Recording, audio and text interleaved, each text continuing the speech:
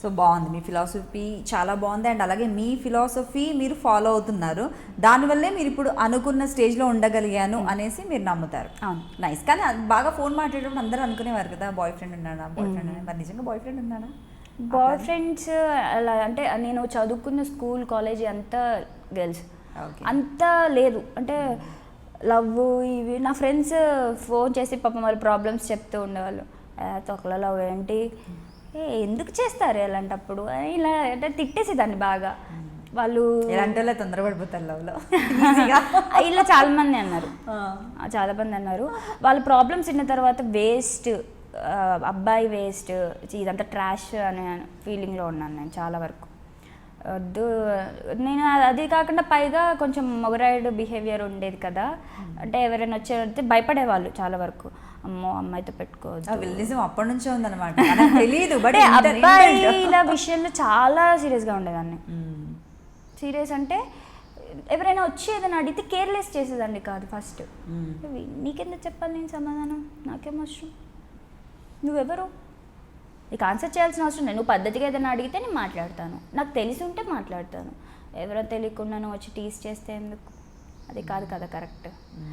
అస్సలు rough and tough తిట్టేశాను చాలా. అంటే ఎవరైనా టీస్ చేసిన, నా పక్కన ఎవరైనా నా ఫ్రెండ్స్ని టీస్ చేసినా కూడా ఏంటి ఎక్కువ చేస్తున్నావు ఏంట్రా అని అడిగేదాన్ని. అదే అమ్మకి చాలా ధైర్యం, కొంచెం స్ట్రాంగ్గా ఉంటాను, దేనికి భయపడను అని అమ్మ కూడా ఇటువైపు సపోర్ట్ చేయడానికి ఫస్ట్ రీజన్ అది. డేర్గా మాట్లాడతాను అని తనకి చాలా ఉందన్నమాట నా మీద నమ్మకం. అది ఇప్పటికీ కూడా అలానే. కానీ ధైర్యం ఉంటే చాలు, ఇండస్ట్రీలో చాలా ఈజీగా బతికేయచ్చు. ఫస్ట్ అది కావాలి. అండ్ హార్డ్ వర్క్ జనరల్లీ చూసే వాళ్ళందరూ కూడా చాలా ఈజీ వర్క్, అన్నిటికన్నా ఈజీ వర్క్. ఎక్కడ వర్క్ చేయని వాళ్ళు, పెద్దగా క్వాలిఫికేషన్ లేని వాళ్ళు ఇండస్ట్రీకి వస్తారన్నది ఒక టాక్. కానీ అది చాలా తప్పు. హార్డ్ వర్క్ చాలా ఉంది.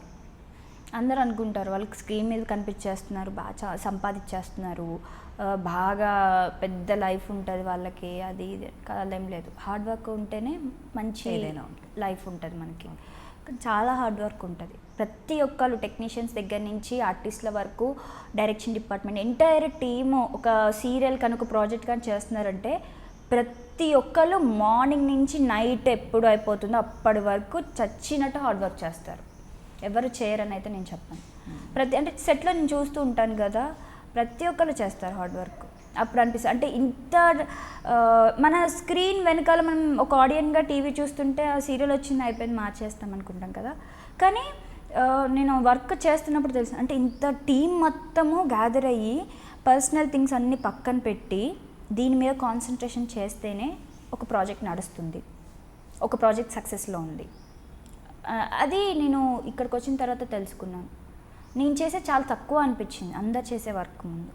తర్వాత చాలా నేర్చుకోవాలి అనిపించింది. అంటే మనం ఏదైనా నేర్చుకున్నా ఇంకా చాలా మిగిలిపోయింది, ఇంకా నేర్చుకోవాలి అనిపిస్తుంది. అండ్ ఇది మీ సెకండ్ సీరియల్, ఓకే 2 సీరియల్స్ అని అనుకోవచ్చు. అది 6 to 7 months వచ్చినా కూడా ఈ టీవీలో. సో ఇది వచ్చేసి ఆల్మోస్ట్ మనకు 1 year కూడా దాటిపోయింది. అంటే మంచి రీచ్ కూడా ఉంది ఆడియన్స్లో. సో ఈ మధ్య కాలంలోనే ఈ సీరియల్ మీరు ఒప్పుకున్న తర్వాత ఈటీవీది కాకుండా ఇంకేమైనా సీరియల్స్ పాజిటివ్ కావచ్చు, ఇంకేమైనా నెగిటివ్ షేడ్స్ ఉన్న సీరియల్స్ ఏమైనా వచ్చాయి ఆపర్చునిటీస్? చాలా వచ్చాయి. బట్ మీకు నెగిటివ్ వద్దనుకున్నారు? లేదు, పాజిటివ్ కూడా వచ్చాయి. పాజిటివ్ కూడా అంటే పాజిటివ్ వచ్చాయి. కొంచెం ఛానల్ నుంచి రిస్ట్రిక్షన్స్ ఉన్నాయన్నమాట. సో అందుకనేసి అది బయటికి వెళ్ళడానికి వెళ్ళలేదు. ఓకే. సో మరి మీరు యాంకరింగ్ చేశారు, యాంకర్గా ఎంట్రీ ఇచ్చారు, తర్వాత యాక్టింగ్. సో రెండిట్లో మీకు బేసిక్గా కనిపించే డిఫరెన్స్ ఏంటి? యాంకరింగ్ ఎన్ని సంవత్సరాలు చేశారు మీరు? యాంకరింగ్ వచ్చేసి 9 months చేశాను. అంటే ఎంటర్టైన్మెంట్ 9 months చేశాను. ఈజీలీ 10 months ఉంటుంది. వర్క్ న్యూస్ అయితే 1 year చేశాను, 1.5 years నేర్చుకుని ఉంటాను. ఆల్మోస్ట్ ఒక 2 years అనుకుందాం రెండు కలిపి ఓవరాల్గా. సో యాక్టింగ్ కూడా ఆల్మోస్ట్ 1 year దాటిపోయింది. సో రెండిట్లో మేజర్గా మీకు కనిపించే డిఫరెన్స్? మేజర్గా కనిపించే డిఫరెన్స్ ఏంటంటే, అంటే ఇప్పుడు ఒక జాబ్ చేస్తున్నాం అంటే దానికి సరిపడా హార్డ్ వర్క్ దానికి ఉంటుంది, దీనికి. కానీ యాంకర్గా చూసుకుంటే చాలా ఎంటర్టైన్మెంట్ ఉంటుంది, మనం మాట్లాడుతూనే ఉండాలి, ఎంటర్టైన్ చేస్తూనే ఉండాలి. అది కొంచెం ఈజీ ప్రాసెస్ అనిపించింది. యాక్టింగ్ పరంగా వచ్చిన తర్వాత చాలా నేర్చుకోవాలి, ఇంకా నేర్చుకోవాల్సిన వర్క్ చాలా ఉంది, కాంపిటీషన్ చాలా ఉంది, చాలా కాంపిటీషన్ ఉంది. సో ఇది కొంచెం హార్డ్ వర్క్ అనిపించినా కూడా చేయాలనే తపన ఎక్కువ ఉంది. చేస్తుంటే ఇంకా చేయాలి వర్క్, ఇంకా బాగా నేర్చుకోవాలి వర్క్ అనేసి చాలామంది ఆర్టిస్టులను చూసినప్పుడు అనిపించింది. ఓకే. యాంకర్గా అందరూ ఒక ఫ్లోర్లోనే వెళ్ళిపోతూ ఉంటారు, కానీ యాక్టింగ్ కొన్ని డిఫరెన్సెస్ చూపిస్తారు ప్రతి ఒక్క ఆర్టిస్ట్ కూడా. వాళ్ళల్లో ఉన్న కొంత డిఫరెన్స్, ఇప్పుడు ఎవరైనా తీసుకుంటే సపోజ్ వాళ్ళ స్పెషాలిటీ ఉంది అని అంటాం కదా మనము. అలానే చాలామంది ఆర్టిస్టుల దగ్గర నేను చూసినప్పుడు నేను చాలా తక్కువ నేర్చుకున్నానేమో, ఇంకా వాళ్ళలా చేయాలి, నేను కూడా అలా చేయగలను కదా అనేసి చాలాసార్లు అనుకున్నాను. ఇంకా చేయాలి అన్న దాని మీద చాలా ఉండింది అనమాట. ఓకే. అంటే తెలుగు ఒకటే చేయాలని ఏమైనా రెస్ట్రిక్షన్ పెట్టుకున్నారా, లేదంటే తమిళ సీరియల్స్? లేదు, కన్నడలో కూడా అడిగారు, తమిళ్ కన్నడ కూడా అడిగారు అనమాట. కానీ అంత దూరం వెళ్ళి వర్క్ చేయాలి అంటే ఫస్ట్ డేర్ చేసి వెళ్ళాలి అనుకున్నాను. తర్వాత ఇక్కడ ఆపర్చునిటీస్ వదిలేసి అక్కడికి వెళ్ళడం కరెక్ట్ కాదనిపించింది. అక్కడి నుంచే వచ్చి ఇక్కడ చేస్తున్నారు చాలామంది అమ్మాయిలు, వాళ్ళు కూడా చాలా హార్డ్ వర్క్ చేస్తారు. సో మనకి ఇక్కడ ఇంత ఆపర్చునిటీ ఉన్నప్పుడు మనం ఎందుకు వెళ్ళి అక్కడ వర్క్ చేయాలి? సో ఇక్కడ కంఫర్ట్ జోన్ కాదు అనుకున్నప్పుడు, ఇక్కడ వర్క్ లేదనుకున్నప్పుడు మేబీ వెళ్ళొచ్చు, కానీ ఇక్కడ చాలా వర్క్ ఉంది. తెలుగు అమ్మాయిలకి అయితే ఎస్పెషల్గా చాలా తక్కువ ఆపర్చునిటీస్ ఉన్నాయి. వచ్చినప్పుడు దాన్ని వదులుకొని వెళ్ళడం, లేక చాలామంది ప్రాబ్లమ్స్లు ఫేస్ చేస్తున్నారు. సో ఉన్న ఆపర్చునిటీస్ వదులుకొని వెళ్ళడం కరెక్ట్ కాదు కదా. సో ఇక్కడనే మంచి పేరు తెచ్చుకోవాలి అనేసి. సో ఇప్పుడు ఎలాగో టాపిక్ వచ్చింది కాబట్టి, ఇప్పుడు మనకు తెలుగు అమ్మాయిల కన్నా కూడా కన్నడ అమ్మాయిలు లీడ్ రోల్స్లో చూసుకుంటే చాలా తక్కువ మంది తెలుగు అమ్మాయిలు లీడ్స్లా చేస్తున్నారు. మెయిన్ రోల్స్లో కావచ్చు, మెయిన్ నెగిటివ్ కూడా మీరు చేస్తున్నారు నెగిటివ్, బట్ మెయిన్ నెగిటివ్స్లో కూడా కన్నడ వాళ్ళు వస్తున్నారు. ఈ మధ్య పేరెంట్స్గా అమ్మ, నాన్న ఇలాంటి క్యారెక్టర్స్ కొన్నిటికి కూడా కన్నడ వాళ్ళు వచ్చేస్తున్నారు. సో బేసిక్గా మీరు చూసిన స్పాన్లో మీకేమనిపించింది, ఎందుకు ఎక్కువగా బయట వాళ్ళ నుంచి ఇంపోర్ట్ చేస్తున్నారు, అంటే బయట స్టేట్స్ నుంచి వచ్చి ఇక్కడికి యాక్ట్ చేస్తున్నారంటారు ఆర్టిస్టులు? అంటే అది ప్రొడక్షన్ మీద డిపెండ్ అయి ఉంటుంది. అండ్ ఇప్పుడు కొంతమంది క్యారెక్టర్ చేయడానికి ఇంపార్టెన్స్, అంటే వర్క్ చేస్తారు చేయలేరు మనకు తెలిసిపోతుంది చూస్తే ఆ పర్సన్ని. అక్కడి నుంచి ఎందుకు తెచ్చుకుంటున్నారన్న దానికైతే నా దగ్గర ఆన్సర్ లేదు సీరియస్గా. కానీ అక్కడ నుంచి వచ్చిన ఆర్టిస్టులు కూడా చాలా కష్టపడతారు పాపం.